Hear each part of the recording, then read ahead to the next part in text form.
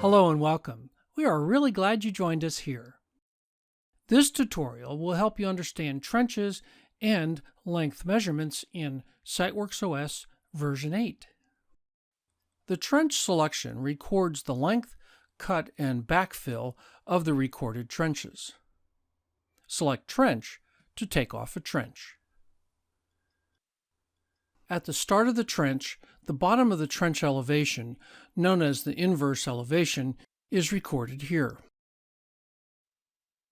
SiteWorx OS has three types of trenches: V-bottom, flat bottom, and pipe/conduit trench. Simply select the trench type. The cross-section of the trench is defined by recording the applicable dimensions. The red line identifies the dimension to be entered into the field. When you have defined the trench, click Actual to view the cross-section of the trench based on the dimensions entered. After defining the cross-section, digitize along the trench line to record the bottom of the trench elevations. Along the trench line, you can either record the bottom of the trench elevation at each point, or the elevation can be calculated based on the slope between any two elevation points entered along the line. In this example, the bottom of trench elevation is recorded at the beginning and end of the trench line.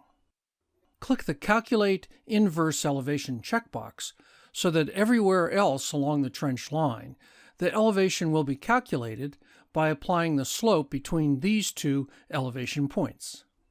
SiteWorx OS assumes that the site is graded to the proposed elevations, and then the trenches are dug from these proposed grades.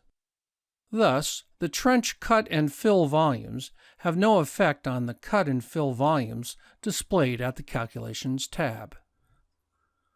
Go to Reports, Trench, and Trench Definition Reports to view and print trench volumes and other information about your recorded trenches. Length measurements are performed here. Like the trenches, these length measurements have no effect on the cut and fill volumes. Simply select Length Measurements and then click Start Takeoff to digitize a length.